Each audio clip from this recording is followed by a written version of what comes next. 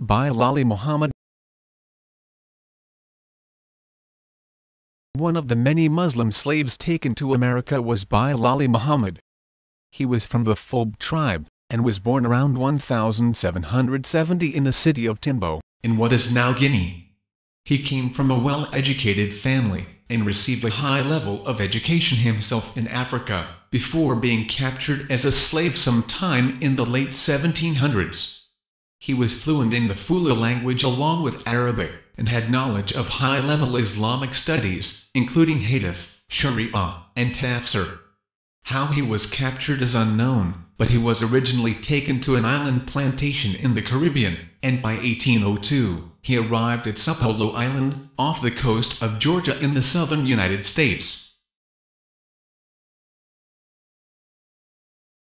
At Sapelo Island, Bilali was fortunate enough to have Thomas Spalding as a slave owner. While conditions across the South were horrendous for slaves, who were forced to work throughout the day and were commonly denied such basic necessities as clothes and stable shelter, Spalding gave certain freedoms to his slaves that were absent elsewhere. He did not push the slaves to work more than 6 hours per day, had no white slave drivers, and even allowed his Muslim slaves to practice their religion openly, a rare freedom in the deeply Christian South. Bilali was even allowed to construct a small mosque on the plantation, which very well may have been the first mosque in North America.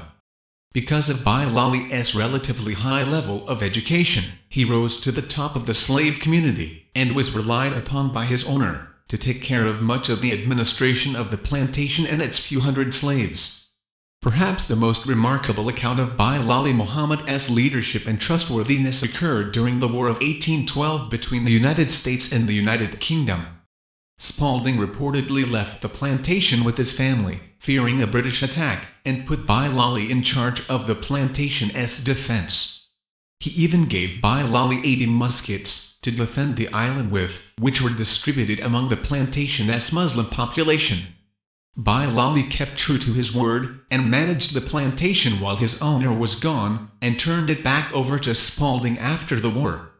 The fact that a slave owner trusted his slaves so much as to give them control of the plantation along with weapons speaks volumes about the character and trustworthiness of Bilali Muhammad.